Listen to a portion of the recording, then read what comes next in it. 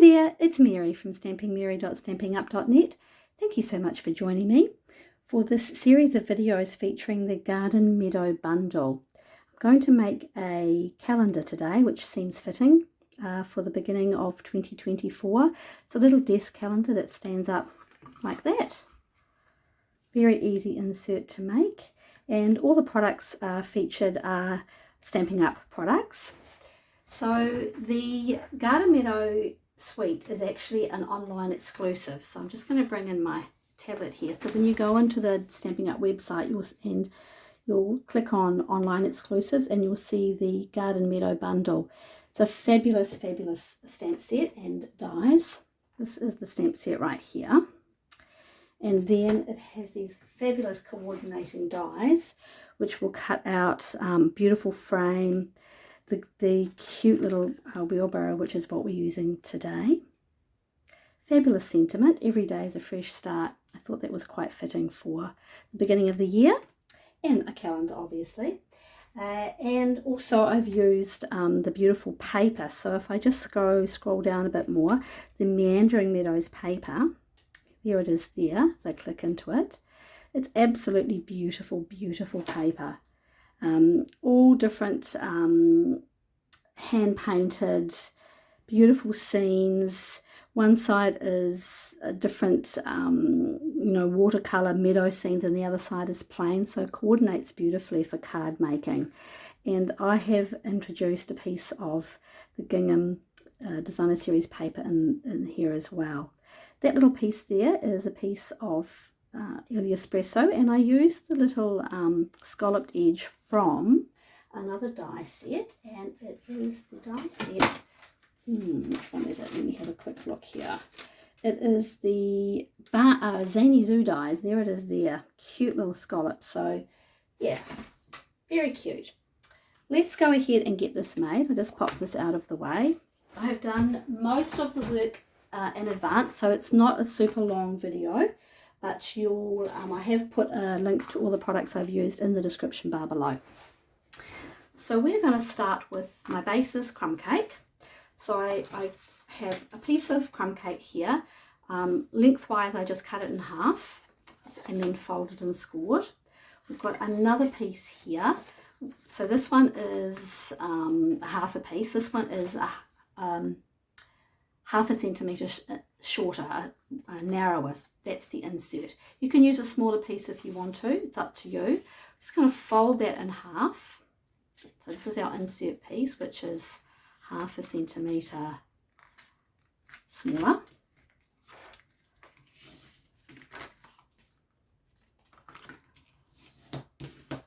Okay, so I just folded that in half, use my bone folder to get that crease. Then I'm just going to grab my my ruler here, sorry, my cutter, and I'm going to use not the blade but the scoring tool. I'm going to bring it across the 10.5 centimetre mark. Let's make sure I'm still in the frame. Yep, 10.5 centimetre mark, and I'm just going to score there. So I've folded it in half, fold it, turn it around, score it again at 10.5 centimetres, or if you prefer the inches system, but I just find this one easier to make centimetres. And then you're going to fold it up. Okay, so fold each piece up so it sits like that. So it's is that a mountain or a valley? I never get that right, but you want to fold it up because this is going to go over the top of it like that. So that's what makes, so if I look like that, that's what will make it stand up. There's the completed one right there. Okay, so let's adhere that now. So I always find it's really important to make sure that you have given these a really good burnish with your bone folder. Just nice and crisp, and it will just make everything sit together so much easier. So to put it together, get the bottom of your fold and you're going to line it up here on the inside of the card. So what I find is easiest is to, I have been caught doing this inside out before, so make sure I got it right. Yeah, that's right. So I'm going to put some Tombow, because it's nice and unforgiving, and it'll let you move things around a little bit. Got that there. So the what do we call it? The burnished edge or the folded edge, we're going to line that up so it's right at the bottom, not touching but almost. It's a tiny little bit of give on either side. I hope that makes sense. So give that a couple of minutes just to settle. Okay, come in again with your Tombow. All right, so just so you know, like that. Okay, come in again with your Tombow or whatever adhesive you like. And bring the top over and fold straight down. And that is all there is to it. Very easy to make, very, very easy to make, and that's how it stands. You could make, if you wanted to use less cardstock, don't make your insert quite as long as you like, but oh well, there you go. So there's the base. Let's put that to one side while it's finishing drying. We're going to do the colouring. So these two pieces of Designer Series paper, they both measure the same width across, and I cut them down to 7.5 centimetres, so they're half and half basically. Yeah, so one is for the bottom and one is for the top. This is pecan pie, by the way. And these little calendar bases, I just bought them online. They're as cheap as chips. So, yep, just cut that to measure right across the width of your calendar. Next, we are going to stamp our beautiful wheelbarrow full of lovely flowers onto a piece of basic white cardstock. Now if you have a Stamparatus, because this is such a bold, a big stamp, I recommend that you use it, your stamp positioning tool. But for this exercise, it's not going to worry because I've actually gone ahead and got one ready to go. So I'm just going to stamp that straight down. I'm using my foam PS mat underneath because this is a photopolymer stamp. It didn't come out too bad. Right, so this is where you're going to use loads of blends. Now I'm not going to do all the colouring because I have got one ready to go. But I used a mixture of Highland Heather, Granny Apple Green, Daffodil Delight and Crumb Cake, and a little bit of Fresh Freesia as well. So I'm just going to do a couple here to show you. So this is my dark, that's not what I want, dark Highland Heather. So I went in with my dark. I started with these little, we'll call them the little pansies or violets, whatever you want to call them. And I put a little bit of dark down on a couple of them. Let's just do a couple here. And then I went in with my light Highland Heather and then went over it, so to give it a little bit of a shadow. Now I saw this beautiful card made by one of the artisans, Michaela. I think she's a crafty oink pen. She had done some beautiful colouring and I thought, oh, I really want to try a little bit of that. Mine's not a patch of as good as hers, but well, I probably didn't use the same colours, but I really liked what she'd done. So shout out to her. All right, here we go. Yeah, so I just went through a little bit of dark, then a little bit of the light. With my Granny Apple Green, for the leaves, I went with the dark. And on these leaves, on the stamp, you'll see there's that little shadow image. So I've gone with my dark and put a little bit down there. And then I've come in with the light and blended that out. So you can see there's a little bit of definition of colour there. Just going to colour a couple more just so you can see.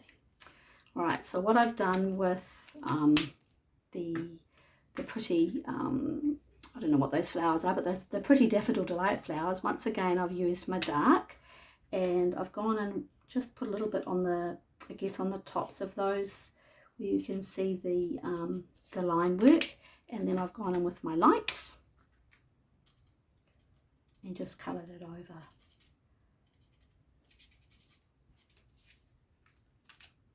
Very, very, I mean, this is, you know, obviously you'll take your time to do it. Then, because there was a few little gaps in between once I've finished colouring the little pansy flowers, I went in with the fresh freesia and just dotted around any of those little white gaps just to fill them in. The base, the wheelbarrow base, I've done in crumb cake, so I used the thin edge just to do the dark, just to do the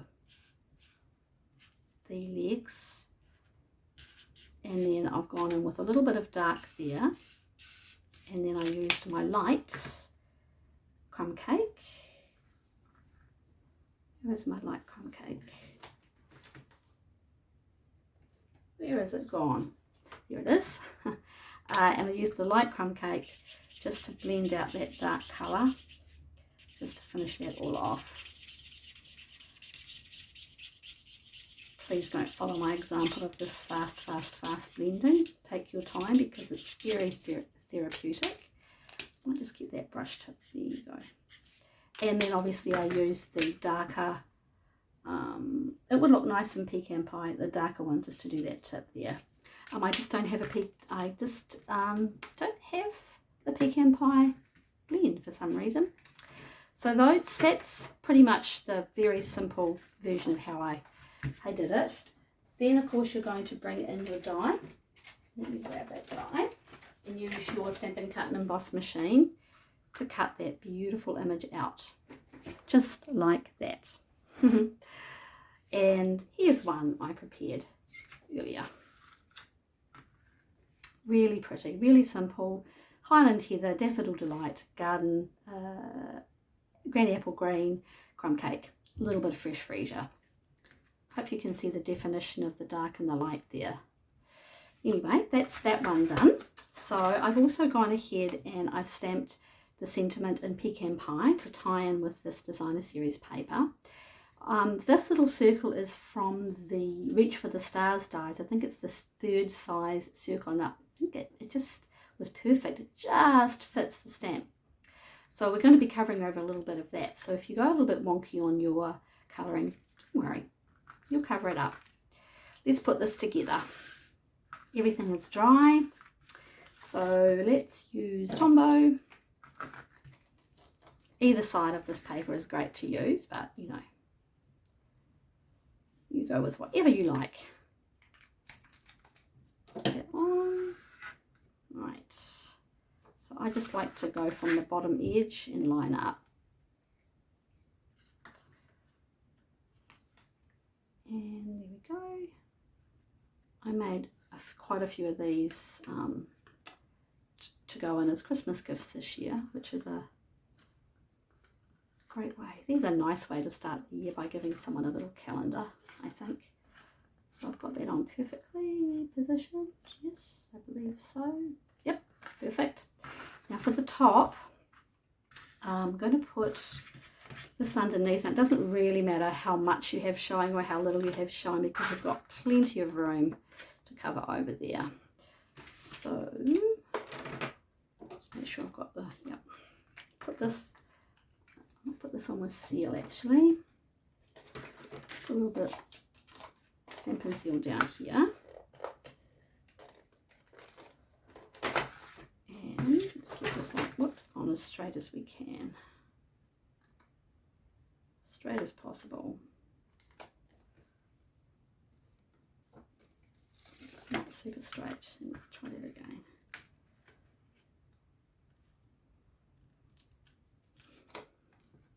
Yep, that's okay. And then that goes on there.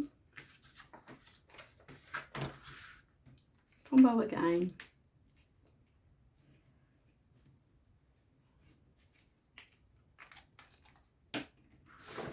Oopsie.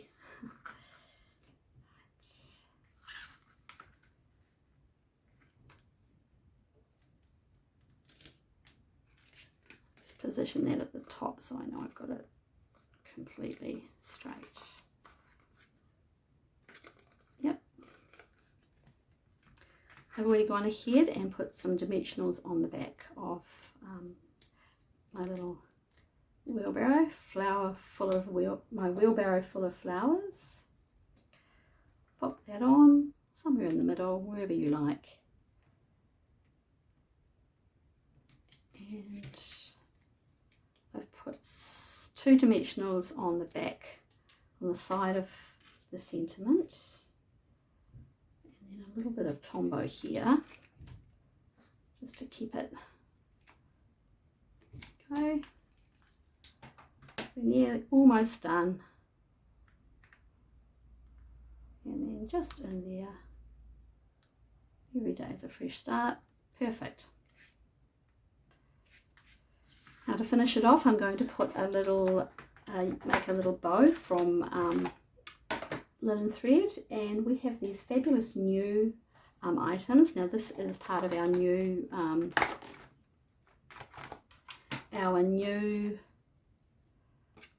Stampin' UP. These are adhesive backed cork rounds. These are a new product and they're available in the mini catalogue, which starts actually on the 4th of January. 4th of January, is that right? 4th of January. I've put a link anyway to the product, and I think these are going to be very popular. So I'm just going to make a little bow with my linen thread. The cork rounds are actually part of a suite that's coming out in the mini catalogue. And if you live in New Zealand and you don't have a demonstrator and you would like to get a mini catalogue, please let me know. You can contact me via my website, Stampin Mary at stampinup.net. That's MERRY. Or you can send me an email, stampingmary@gmail.com. That's STAMPINGMERRY. I just popped that on with some Tombow, by the way. Just hold that there for a minute. And I will be happy to send you out a catalogue if you don't currently have a demonstrator in New Zealand. Let's put that little cork round right on the top of that bow just to finish it off. And then, of course, last but not least, you will attach your calendar with whatever adhesive you like. And that's all there is to it. Very cute, very easy. I hope you enjoyed that video. If you have any questions, please don't hesitate to contact me, stampingmary@gmail.com. Thank you and have a great day.